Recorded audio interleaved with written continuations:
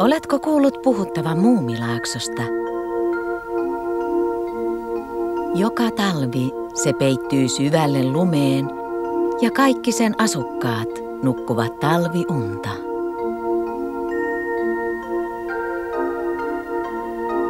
Tuossa on Muumitalo.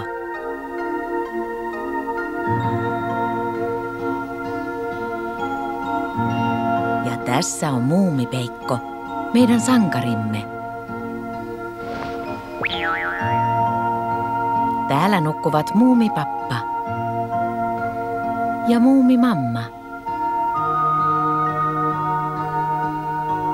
Tämän pikkuisen nykerän täytyy olla pikkumyy.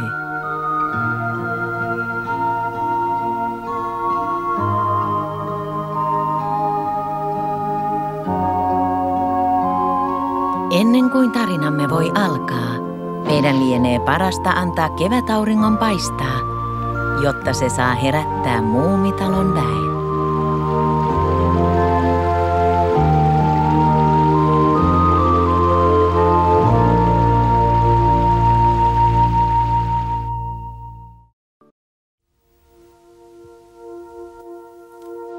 Oletko kuullut Muumilaaksosta? Talvisin se nukkuu syvällä kinoksissa. Kaikki järkevät olennot näet vaipuvat talviuneen heti kun Muumilaakso peittyy lumivaippaan.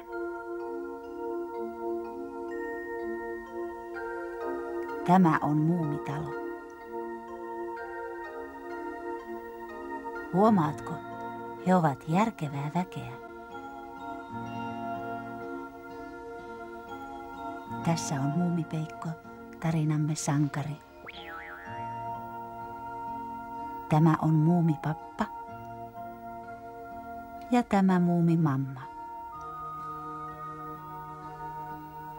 Niin, ja tämä vekkuli on niin pieni, että sen täytyy olla pikkumyy.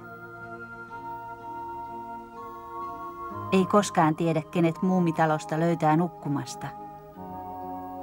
Mutta nyt on jo aika aloittaa tarina. Siitä voi kuitenkin tulla ikävystyttävä, jos kaikki nukkuvat. Eiköhän hypätä suoraan kevääseen.